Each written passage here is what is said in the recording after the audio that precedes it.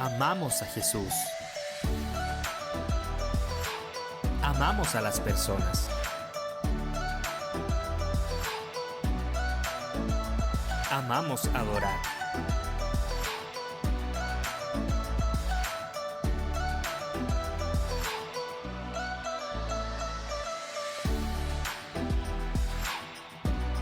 Somos su iglesia.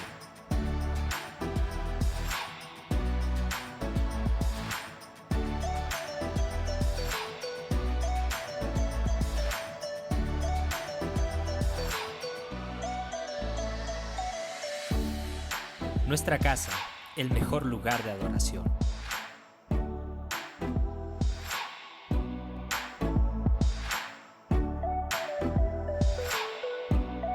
Iglesia, la puerta in-house.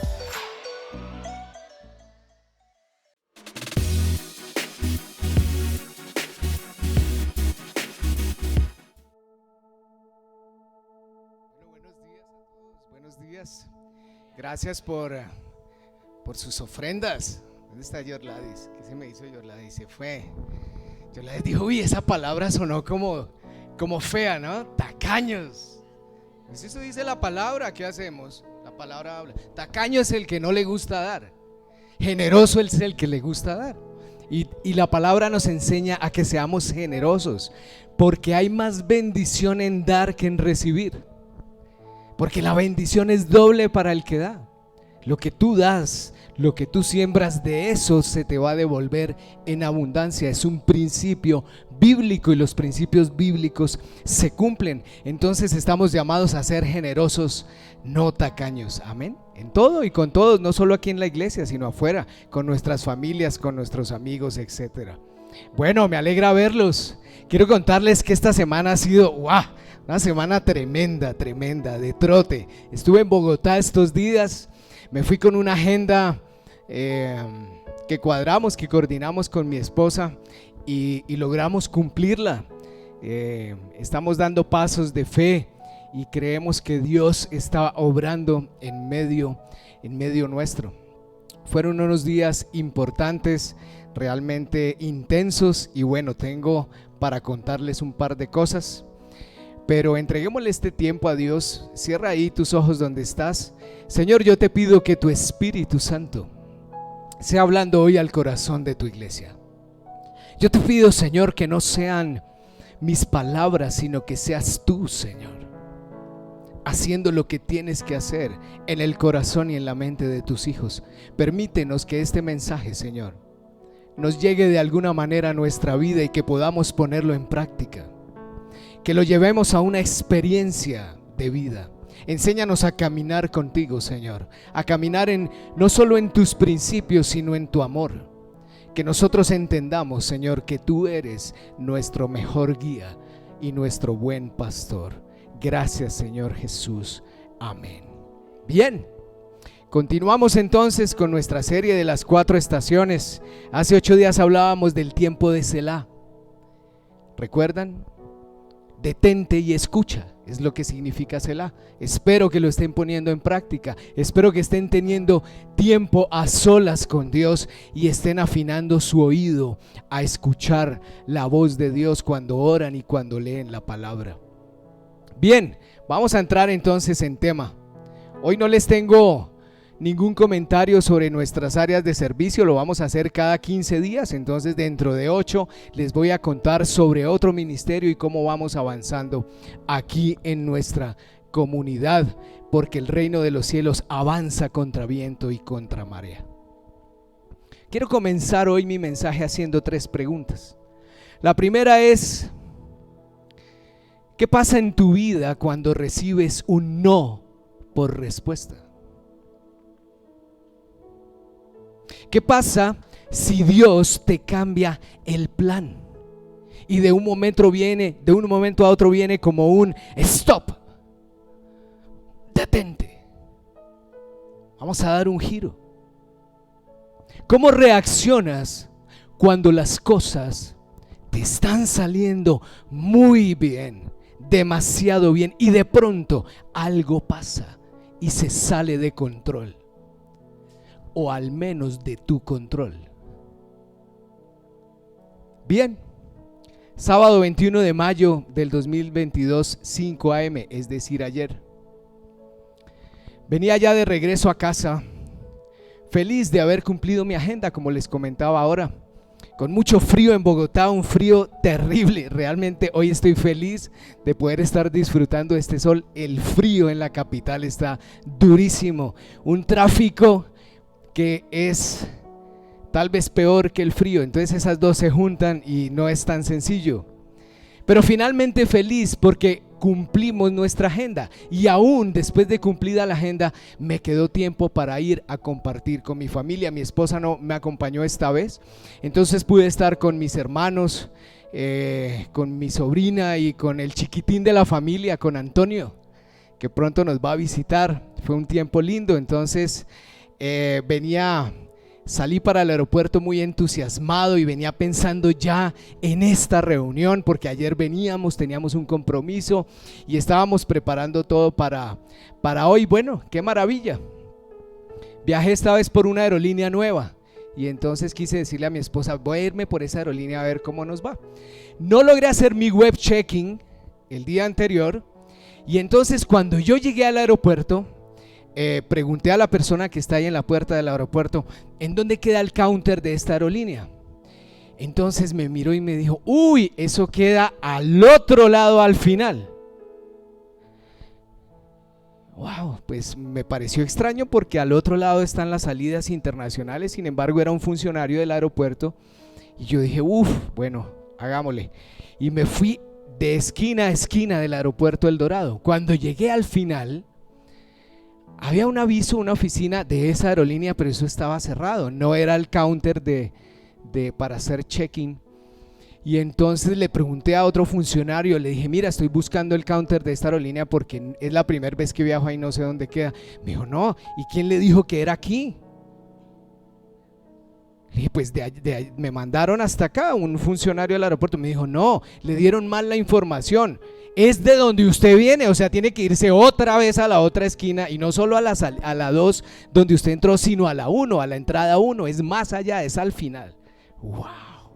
Y ese aeropuerto así, a las 5 de la mañana estaba así. Y entonces ya me devolví con afán, finalmente llegué al counter. Y entonces le dije: señorita, buenos días, ¿cómo está? Aquí está mi tiquete. Le cuento que no pude hacer mi web check-in ayer. Vengo corriendo, gracias por ayudarme. Muy formal usted. Voy sin maleta, simplemente con este morral.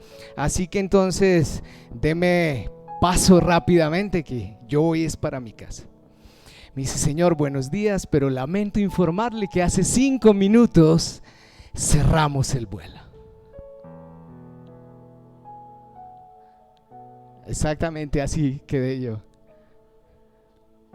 ¿What? Y entonces cuando a mí me pasan esas cosas, no sé si a usted le pasa lo mismo, pero empiezo a ver todo como en cámara lenta, ¿no? Yo: Dios, no puede ser. Le dije: no, pero mira, pues de todos modos estamos todavía a 45 minutos, o sea, pasamos derecho. Me dijo: no, ya el vuelo está cerrado y no se puede. Le dije: pero no es posible, no sé, ayúdame de alguna manera, fácil, haz una llamada, alguna cosa. No, 3 veces, y su respuesta era la misma: no. Al final me dijo: señor, no insista, no. Y yo decía: no puede ser. Entonces para mí, yo pensé, ¿no? Empieza la mente, ¿no? a volar. Y yo decía: no, pues llámeme al gerente, llámeme al coordinador, alguien que venga y solucione, ¿no? La mente lo lleva a uno siempre a eso. Eso es como una versión de Usted no sabe quién soy yo, pero cristiana, ¿no? ¿Sí? Santa, una versión santa. Usted no sabe quién soy yo, un hijo de Dios. A los hijos de Dios les abren las puertas por donde van. Eso estaba pensando mi mente, yo no lo dije. Entonces le sonreí de nuevo a la que estaba al lado. Le dije: ven, es que imagínate que me pasó esto. No. Entonces me fui para la otra. No, multiplíquelo por 4. Multiplique 3 veces no por 4. Funcionarios que estaban ahí. No hay nada que hacer. ¡Wow! Conclusión: perdí el vuelo. Y quedé como con una sensación, me fui con mi maletica así. Dije, Dios, tenemos un compromiso en Bogotá y mi esposa y yo somos personas que estamos acostumbrados a tratar de cumplir siempre los compromisos. O sea, somos gente de palabra y nos gusta honrar nuestra palabra, a menos que por fuerza mayor ya no logremos hacerlo. Y me quedé con una sensación así como si me hubiera quedado del rapto, ¿no? El rapto, y se fueron todos y yo me quedé y me dejaron. Se fue el avión y me quedé, más o menos así sentía en mi corazón, y yo decía, pero ¿por qué tengo esto? O sea, yo ya soy grande, yo no debería estar sintiendo estas cosas, ¿cierto? Soy un hombre maduro. Bueno, hay cosas que a veces es inevitable sentir. Primer pensamiento entonces que vino a mi mente fue: ¿a quién le echo la culpa? Hay que echarle la culpa a alguien, pero la culpa no es mía. Hay que echarle la culpa a alguien. Entonces empieza esa neurona loca, ¿no?, que todos tenemos por ahí, a hacer fiestas en la mente, y entonces comienza a hacer estragos. ¿Y a quién le echamos la culpa? No, echémosle la culpa a mi hermana que no me llevó rápido al aeropuerto. No, pero ¿cómo le voy a echar la culpa a mi hermana si lo que hizo fue atenderme, lo que hizo fue servirme? Antes se pasó conmigo. No puedo echarle la culpa a mi hermana. ¿A quién le echo la culpa? A la aerolínea. No, pero la aerolínea finalmente está haciendo lo que tiene que hacer. Conclusión. Le dije a mi mente: dominio propio, contrólese. O sea, finalmente si hay un culpable aquí, soy yo. Entonces oré y respiré 3 veces, así como me ha enseñado mi esposa, y dije, pues asuma la responsabilidad y punto. Eso sí, porque no madrugó más y porque llegó a tiempo. Me confié y ya iba muy sobre el tiempo, y ese desvío me hizo perder el vuelo. No lo tenía contemplado, lógicamente. ¿Por qué pasó eso? Entonces llamé a mi esposa, le dije: mi amor, me acaba de pasar esto. Le dije: no, ahorita esperar el tastaza ahí, el pao. Yo te dije que madre. Porque es que ya nos pasó una vez, recién casados nos dejó un vuelo a San Andrés y llegamos con 3 horas de anticipación al aeropuerto, y nos pasó lo mismo. Nos mandaron a sala de abordaje al otro lado y no era en el segundo piso donde estábamos. Mientras fuimos y volvimos, el avión se fue. Y yo prometí que nunca más en mi vida me iba a volver a pasar. Yo no podía creer. Yo dije: ¿cómo es que después de 9 años vuelve y me sucede esto? Yo me había prometido que no me iba a volver a pasar. Entonces comencé a escuchar otra voz en mi mente que me decía: Andrés, recuerda que solo Dios abre y cierra puertas. Andrés, Dios también te puede desviar. Tal vez si hubieras pasado derecho llegas al avión. De pronto fue el mismo Señor quien te hizo desviar por alguna razón. Y entonces comienza esa otra voz a hablarme en mi mente. Una voz que me quiere hacer pensar mal y otra voz que me quiere hacer pensar en que Dios está ahí conmigo. Entonces dije: bueno, ya no puedo hacer nada. Mi esposa me dijo: voy a conseguirte otro vuelo, descansa, tranquilo. Y me senté en Juan Valdez y dije: bueno, pues me voy a tomar un tinto y espero. Cuando me acordé, no, verdad que estoy en ayuno y no puedo tomar tinto.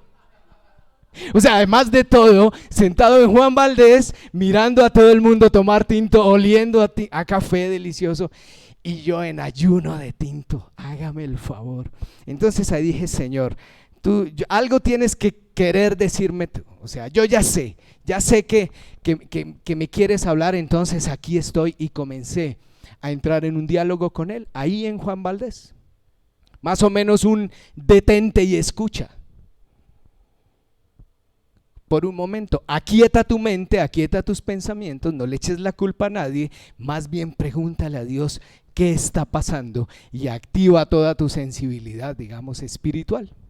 Entonces venía esa voz que me hablaba, y vino otra voz que me dijo: bueno, Andrés, ¿y qué pasa si Dios te cambió el plan? Y vino a mi memoria una palabra muy contundente que está en Romanos 8:28, que dice: sabemos que Dios hace que todas las cosas cooperen para el bien de quienes lo aman y son llamados según el propósito que Él tiene para ellos. Romanos 8:28. Estoy seguro que era la voz del Espíritu Santo recordándome esa palabra. Y entonces descansé y dije, sí, pues aun si yo me equivoqué, Dios hace que las cosas cooperen para el bien de los que le amamos, y como yo le amo a Él y soy su hijo y Él es mi papá, así yo me haya equivocado, Él va a hacer que toda esta situación coopere para el bien mío, porque yo soy su hijo y yo lo amo, y eso dice su palabra.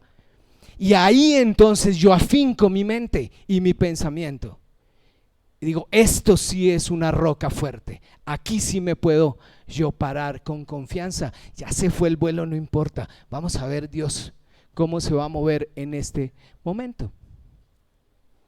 Seguía, aunque de todos modos, luchando como con esa culpa, ¿no? Sentía como una culpa ahí, como, sí, bueno, está bien. Finalmente, creo que usted también ha experimentado ese tipo de batallas en su mente. Cuando le sucede algo así, entonces no entiende y comienza a batallar con sus pensamientos y empieza a escuchar esas voces. Finalmente, mi esposa me llamó y me dijo, mira, ya te conseguí un tiquete, está en un buen precio, sale a las 11:30 de la mañana, no te preocupes. Llamamos a las personas del compromiso, les dijimos vamos a llegar 2 horas más tarde. Me dijeron no hay problema, tenemos el tiempo. Ok, resuelto el tema. Simplemente me iba a sentar yo en el aeropuerto a hacer lo que iba a hacer aquí, a seguir trabajando. Simplemente entonces dije bueno, ok, está bien. Y estando en mi meditación, viene otra vez esa voz del Espíritu Santo y me dice, saca a Dios de esa cajita donde estás acostumbrado a meterlo siempre. Saca a Jesús de esa maleta. Saca a Jesús de tu, y venía esa frase y me retumbaba, sácame, como sácalo, y después como sácame, soy yo, soy el Señor que te estoy hablando, sácame de esa cajita. Préstame esa caja, Elkin, por favor.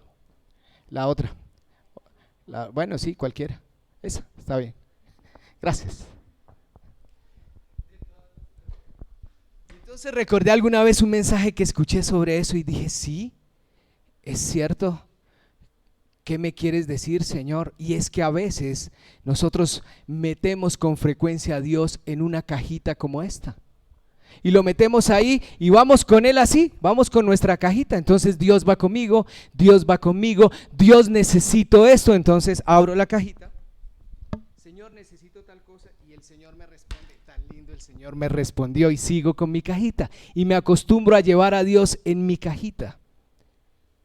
Pero cuando el Señor dice no, es cuando se me sale de esta caja, cuando ya no encuentro una respuesta acá, porque soy yo quien lo limito a Él y se me olvida que mi control es limitado por esta cajita, que Dios no opera dentro de esta cajita, que Dios es mucho más, que la esfera de Dios está por fuera de esa cajita, donde yo siempre voy a tener la tendencia de meterlo a Él y cargarlo a Él, en vez de recordar que Él es el Dios de la creación, el Dios de los cielos, que está en control de todo, de lo que yo no puedo controlar y no me corresponde controlar. Dios se mueve en una esfera diferente. Por eso es que la palabra dice que Dios hace que todas las circunstancias cooperen en favor de los que le aman, porque Él sí puede obrar en medio de esas circunstancias por fuera de mi caja. Mi caja me dice todo lo hice bien, mi caja me dice Dios estuvo conmigo, cumplí mi agenda, fui una agenda exitosa, y llego y me pone un stop, me desvía, me hace sentar literalmente a escucharlo a Él y me dice sácame de esa caja donde me volviste a meter.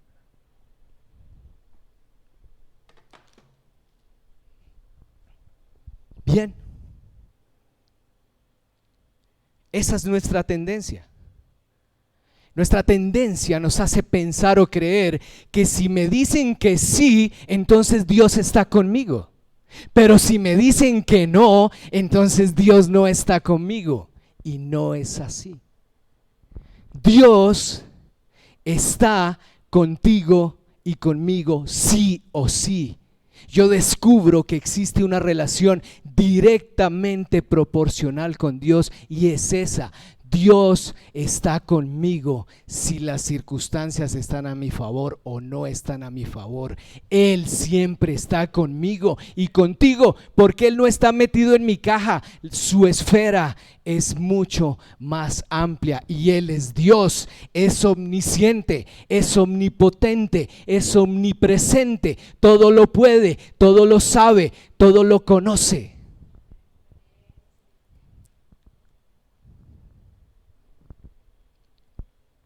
Tenemos que aprender que aún en los no y en los desvíos del camino, Dios sigue estando con nosotros.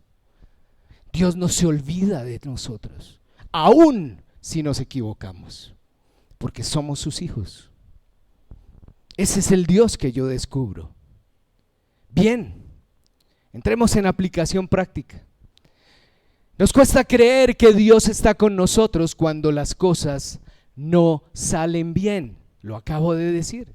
Nos acostumbramos a tener las bendiciones de Dios y nos vamos apartando de su propósito muchas veces sin darnos cuenta. Esa es la lucha del ser humano. Nos acostumbramos a ir con Él en nuestra cajita de todo está bien, de todo está bajo control. En el libro de Jueces, que fue el siguiente pensamiento, he venido estudiando este libro desde la semana pasada o antepasada y estoy preparando un próximo mensaje. Entonces vino a mi mente este personaje del libro de Jueces, uno de los jueces, Jueces capítulo 6, versículo 1. Puede leerlo en su casa, Jueces 6 y 7, capítulos 6 y 7 de Jueces. Le voy a narrar un poquito lo que sucedía en ese contexto que explica el pasaje de Jueces capítulo 6. Los israelitas dice que habían hecho lo malo nuevamente delante de Dios, y esa era la época de los jueces. Entonces el pueblo de Israel desobedecía y hacía lo que a Dios no le agradaba, y entonces después Dios permitía que fueran oprimidos de alguna manera. ¿Para qué? Para llevarlos a que ellos le clamaran y le dijeran: Señor, te hemos desobedecido, reconocieran, y te necesitamos, por favor ten misericordia. Entonces el Señor, ¿qué hacía? El Señor enviaba a un hombre, escogía a un hombre que era un juez y lo enviaba para que llegara a poner como en control toda la situación, ¿cierto? Y poner otra vez al pueblo de Israel en línea. Decirles: mire, el Señor les manda a decir que ustedes otra vez están pecando por lo mismo, que han dejado de mirarlo a Él y han puesto sus ojos y su corazón en unos ídolos que el Señor aborrece, y entonces por eso les ha sobrevenido toda esta situación. Eso era lo que pasaba en ese momento. Entonces el pueblo de Israel estaba siendo oprimido porque Dios lo permitió por el pueblo de los madianitas. Y entonces los madianitas, ¿qué hacían? Se metieron en sus terrenos, se escondían y esperaban a que las cosechas estuvieran listas y salían y se las robaban, los saqueaban, les robaban las ovejas, les robaban el ganado y los dejaban sin nada. ¿Usted se imagina eso? Durante 7 años duró esa opresión. Ellos trabajaban y producían, y cuando ya iban a recoger la cosecha, los tenían tan intimidados que les quitaban todo. Era un pueblo que estaba amedrentado por sus enemigos porque estaba siendo objeto del trato con Dios para ellos. ¿Por qué? Porque estaban haciendo lo malo delante del Señor. El mismo Señor los entregó a sus enemigos para que ellos reaccionaran. Y entonces aparece nuestro personaje de la historia. Ustedes lo conocen, lo han leído, se llama Gedeón.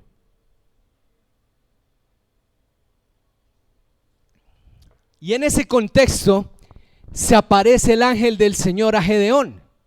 Y dice en el versículo 11, Jueces 6:11, después el ángel del Señor vino y se sentó debajo del árbol de Ofra que pertenecía a Joás. del clan de Abiezer. Bueno, Gedeón, le dice el ángel, hijo de Joás. Dice que Gedeón estaba trillando trigo en el fondo de un lagar para esconder el grano de los madianitas. Eso era lo que estaba haciendo Gedeón cuando el ángel apareció, es decir, él estaba recogiendo. No sé si usted sabe qué es un lagar. Un lagar es un sitio que se usa para pisar las uvas, ¿sí? Y quitarles el pellejito y bueno, lo que sea, y separarlas para hacer el vino después y eso. Entonces era un lugar donde Gedeón estaba escondiendo parte de la cosecha, tal vez para tener ahí una reserva y ocultándola seguramente para que los madianitas no la encontraran y ellos tuvieran sustento todavía en este tiempo difícil. Entonces el ángel del Señor le dice, se le aparece a Gedeón y lo encuentra a él ahí así, me lo imagino yo, ¿no? Y le dice el ángel, guerrero valiente.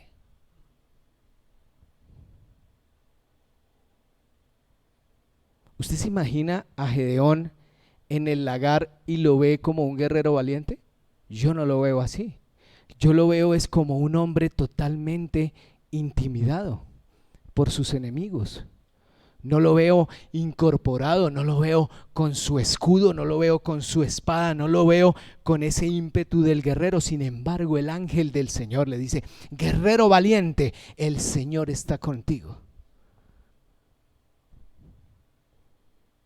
Guerrero valiente, yo no veo ningún guerrero valiente en esa escena, pero sí encuentro un principio aquí fundamental y es mi primer punto de la reflexión en este día. Dios trata con nuestros miedos y nuestros temores. Todos tenemos miedos y temores ocultos en nuestro corazón. Tal vez por fuera podemos parecer guerreros, pero en un momento dado, si las cosas no salen como esperamos, empiezan a aflorar los temores, empiezan a aflorar los miedos. Esto es lo que yo descubro acá. Dios trata con nuestros miedos y su forma de hacerlo muchas veces es desviándonos del camino para que recordemos que Él es el que tiene el control y realmente dependemos es de Él, no de nuestras capacidades y nuestras fuerzas. Son limitadas. Entonces, ¿Dios es malo? No, simplemente está tratando con nosotros, con nuestra fe, con nuestra confianza. A veces confiamos demasiado en nosotros mismos y esos temores ocultos hay que sacarlos a la luz para que el Señor nos diga, como me dijo a mí, confía en mi agenda, no en la tuya. Tu agenda de éxito no es la misma agenda mía.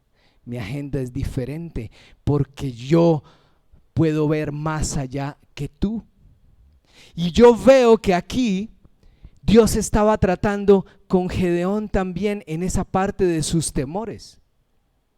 En el versículo 13, él le responde Gedeón entonces al Señor y le dice, pero Señor, si el Señor está con nosotros, ¿por qué nos está sucediendo todo esto? Yo creo que el Señor nos abandonó. Y entonces el Señor lo miró y le dijo, Gedeón, ve con la fuerza que tienes y rescata a Israel de los madianitas. Yo soy quien te envía. Y entonces Gedeón le responde otra vez al Señor y le dice, Señor, pero ¿cómo podré yo rescatar a Israel si mi clan es el más débil de toda la tribu de Manasés y yo soy el menor en importancia y mi familia? Y entonces el Señor le dice a Gedeón, yo estaré contigo y destruirás a los madianitas como si estuvieras luchando contra un solo hombre. ¿Qué estaba haciendo el Señor con Gedeón? Haciendo que Gedeón recuperara su confianza en Él.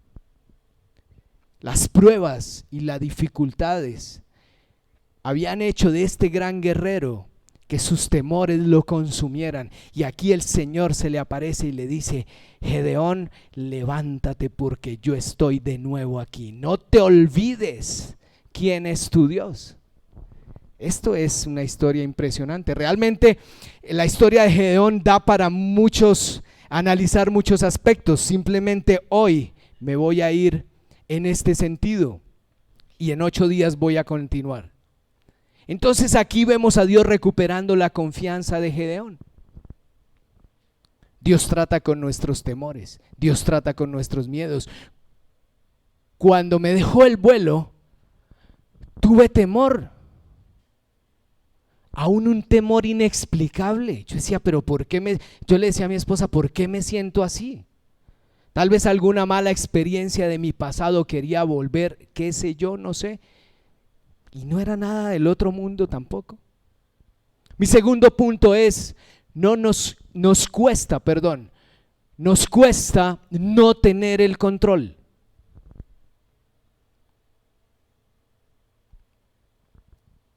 Nos intimida perder el control. Y puede ser que en algún momento Dios te desvíe para llamar tu atención. Y luego te dará pruebas de que Él está contigo. Fue lo que le pasó a Gedeón. Después de eso Gedeón le dice, bueno, pero está bien, pero si tú realmente eres el Señor, dame una señal. Y le pide 3 señales y el Señor le dice, ok, está bien. Y entonces Gedeón le dice, mira, voy a hacer esto, y el Señor le cumple. Y entonces a la segunda señal él le dice, bueno, pero a ver, vamos con otra señal. Él todavía tenía temor en su corazón. O sea, él quería estar completamente seguro que realmente el ángel que le hablaba era el ángel del Señor. 3 señales le tuvo que pedir Gedeón al Señor para que el Señor le confirmara que realmente sí era él. A la tercera él dijo, ahora sí te creo que eres tú. Y comienza Gedeón a incorporarse y adoró y levantó un altar de adoración. Entonces le dice el Señor, no te preocupes, no tengas miedo, porque no vas a morir.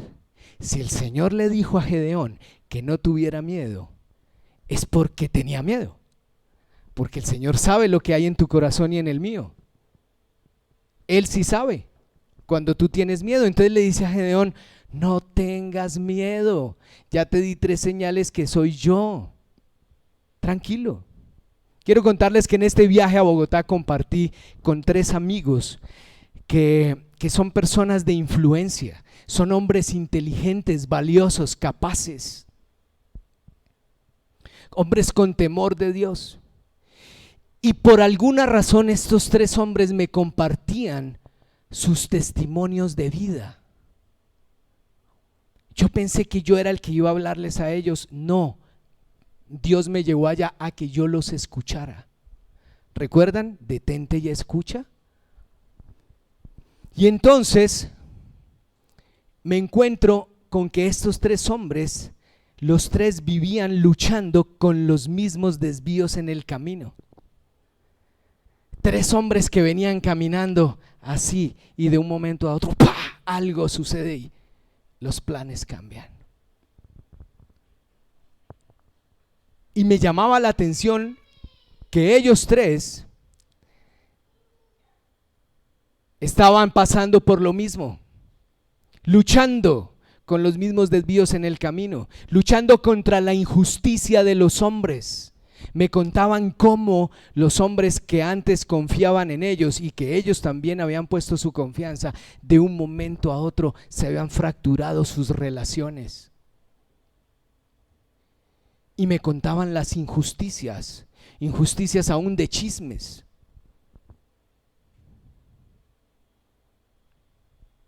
Hombres luchando con las puertas cerradas de un momento a otro, después de haber vivido días de gloria, de gran gloria, años de gran gloria, y hoy se encontraban ante una puerta cerrada. Y es que no es fácil, iglesia, aceptar un desvío cuando todo va bien. No es fácil. Y con los 3 venía el mismo pensamiento otra vez a mi mente. Y yo les decía a ellos, saca a Jesús de tu caja. Sácalo de tu caja. O sea, desde ahí ya Dios me venía hablando de del tema de saca a Jesús de tu caja. Yo les decía a ellos, mire, tienen que mirar más allá. Tienen que, ya lo que fue, las glorias pasadas ya fueron. Yo pensaba también, y bueno, seguía meditando en ese mismo tema. A veces nos metemos en una burbuja y perdemos fácilmente la noción de lo que Dios verdaderamente está haciendo. Dios es el que está en control de todo, aunque a veces pareciera que no es así. Nos cuesta entenderlo, nos cuesta. Entonces pensamos que si nuestros planes se desviaron, entonces Dios se olvidó de nosotros y vamos a terminar en un lagar seguramente llenos de miedo, recogiendo lo poco que nos quede después de haber sido todos unos verdaderos guerreros.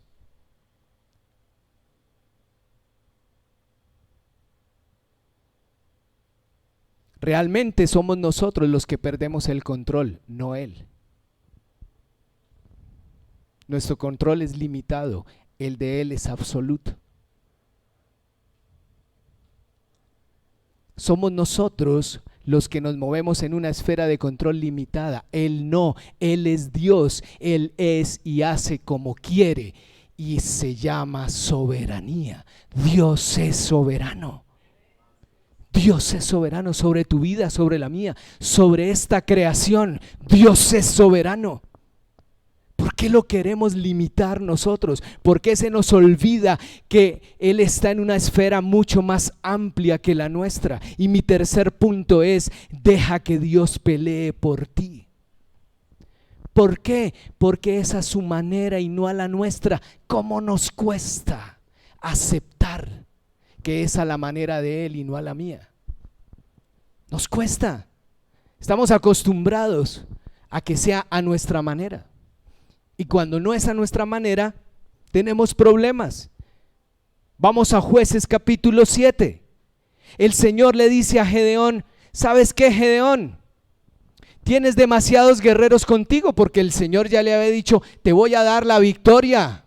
Vas a ir a hacerle frente a los madianitas. Después de que Gedeón le había dicho, pero si somos los más débiles, los más chiquitos, ¿cómo nos vas a mandar a pelear contra semejantes enemigos? Y entonces aquí el Señor le dice, ve y recoges todo el ejército y me cuentas. Y entonces aquí el Señor le dice a Gedeón, mira, tienes demasiados guerreros contigo, y si dejo que todos ustedes peleen contra los madianitas, entonces los israelitas se van a jactar ante mí de que se salvaron con su propia fuerza.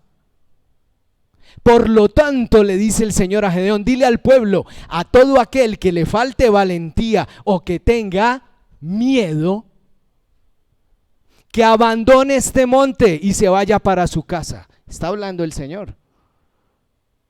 Y entonces Gedeón va y les dice, y 22,000 de ellos se fueron de ahí. 22,000. Y dice que quedaron 10,000. O sea que Gedeón había logrado conseguir 32,000. Y era el clan más pequeño, según Gedeón. Entonces se fueron 22,000, los miedosos se fueron y quedaron 10,000. Entonces aquí encuentro un principio demasiado importante y quiero que lo apunte en su agenda y lo tenga presente. Dios trabaja con nuestra debilidad. Gedeón era la tribu más débil. Entonces el Señor le dice a Gedeón, y le voy a mostrar por qué Dios trabaja con nuestra debilidad. Le dice el Señor a Gedeón, después de otra prueba que les puso, los mandó a beber agua y dijo, los que beban de una manera se van y los otros se quedan. Y le dice el Señor al final con los que quedaron, con estos 300 hombres rescataré a Israel y te daré la victoria sobre los madianitas. Envía a todos los demás a su casa. De 32,000 hombres, el Señor le dejó apenas 300. Más o menos el 10%.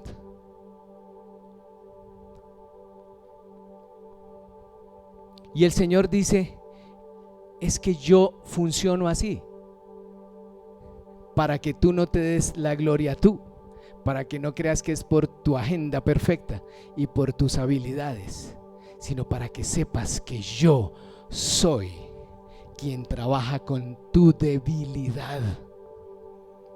Entonces, quiero concluir con esta idea. Finalmente,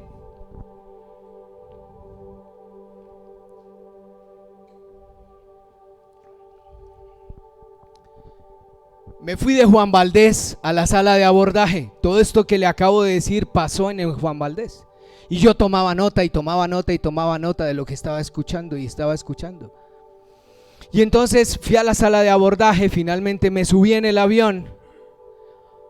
Y adivinen qué. Más o menos me vine empujando el avión, o sea, en la última silla.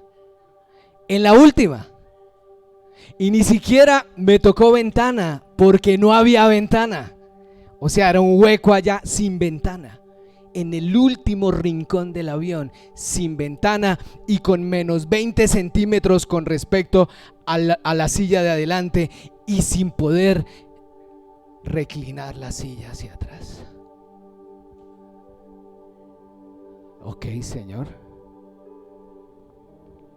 ¿qué me quieres decir? Cerré mis ojos y dije, no tengo para dónde mirar, no tengo con quién hablar, ni siquiera puedo dormir. Háblame, Señor. Y Dios me habla y me dice, yo hasta ahí todavía decía, bueno, pero tan temeroso soy yo, Señor. Yo pensé que era un hombre valiente, más o menos. Yo pensé que yo ya había entendido que tú estabas en control. Yo pensé, Señor, que tu gracia, Señor, estaba sobre mi debilidad, porque el Señor dice eso, ¿no? Bástate en mi gracia, porque mi poder se perfecciona en tu debilidad. El Señor dice, yo trabajo con tu debilidad. No me sirves tan fuerte. Y entonces lo pone a uno débil, hace que lo deje el avión, hace que lo manden al último hueco donde ni siquiera puede mirar para afuera, para recordarme lo débil que soy. Y me dice el Señor, recuerda tu llamado, Andrés. Les estoy hablando en primera persona, pero quiero que sepan que esto incluye a mi esposa. Mi esposa y yo somos uno, y es nuestro llamado. Y me dice el Señor, recuerda tu llamado. Mi pueblo estaba clamando y yo te elegí mientras tú estabas en el lagar de la pandemia, lleno de temor. El Señor me recordó de dónde me trajo, de dónde me sacó hace 2 años atrás. O sea, Él detuvo todo en mi vida, no para decirme lo que me estaba pasando hoy, sino para recordarme de dónde me sacó hace 2 años. Y me dijo, mientras estabas en el lagar de la pandemia lleno de temores, de allá te saqué, yo te llamé y has caminado hasta aquí y te he dado la victoria. Lo escribí acá, lo estoy leyendo porque yo iba escuchando y iba escribiendo. Hasta aquí te he dado victoria tras victoria. No tengas miedo. No me vuelvas a meter en tu cajita. Yo soy el Señor soberano. No temas. Aunque creas que tu tribu es la más pequeña,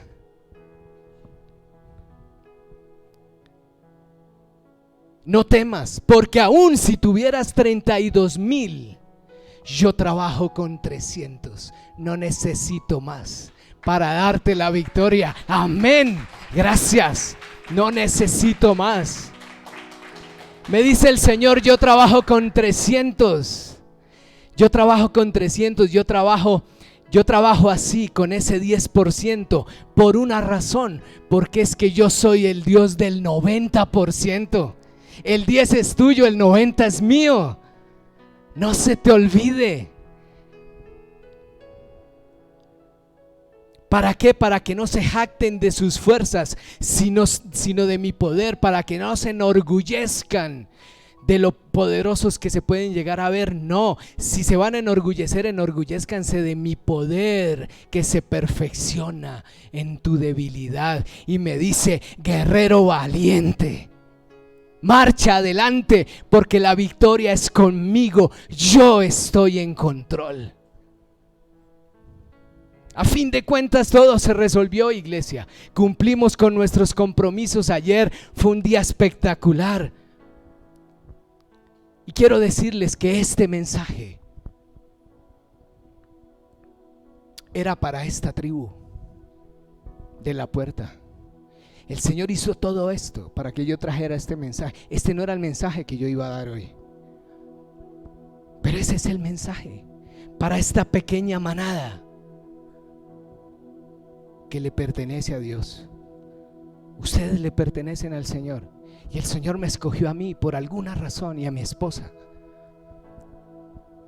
para que fuéramos sus guías en este tiempo, para que los animáramos, para que trajéramos esperanza sobre ustedes, para que les dijéramos: sí, tú también puedes ser un guerrero valiente. Te sientes débil, perfecto, así es como Dios te necesita, porque solo tú pones el 10, pero Él pone el 90. Así funciona el Señor. Y me llama mi esposa y me dice: amor, ya casi llegas. Y yo sí estaba desesperado por llegar a mi casa. Y me dice mi esposa: ¿sabes qué es lo mejor de viajar? Y le digo: no sé. Y me dice: lo mejor de viajar es saber que alguien te espera. Y quiero decirles algo: lo mejor de este viaje en el que vamos todos nosotros es que sabemos que al final alguien nos espera. El Señor está allá al final esperándonos, porque Él nos va a llevar a puerto seguro, porque Él va a poner el 90 para que nosotros podamos hacer lo que tenemos que hacer, y entonces Él se pueda llevar toda la gloria que solo a Él le corresponde y le pertenece. Gracias, Padre, te damos gracias, Señor. Yo te doy gracias por esta palabra. Señor, yo te pido que este mensaje, Señor, se haga rema en los corazones de esta pequeña manada, Señor. Aquí estamos los débiles, sí. Los pequeños, sí. Los 300, sí. Ahora sabemos que tú trabajas con el 90, Señor, que tú no necesitas más que ese 10% para hacer lo que tienes que hacer, Señor. Yo te pido, Señor, que guardes de tu iglesia, de tus hijos. Yo te pido, Señor, que traigas sobre ellos espíritu de sabiduría. Yo te pido que traigas, Señor, sobre esta tu iglesia, Señor, tu Espíritu Santo, que podamos avivar, Señor, un fuego aquí para que tu Espíritu se derrame, Señor, sobre nosotros. Estamos en tiempos finales y tú nos dices que vendrá una cosecha y que habrá un derramamiento de tu Espíritu. Queremos experimentarlo, Señor. Queremos vivir en tu poder, Señor. Hoy renunciamos a esa cajita donde te metimos, a esa burbuja donde te metimos durante tantos años, Señor. Hoy queremos experimentar, Señor, que tú estás en control. Ponemos nuestra confianza en ti, Señor, y te adoramos y te alabamos, Señor, en el nombre de Cristo Jesús. Yo le invito a que coreemos.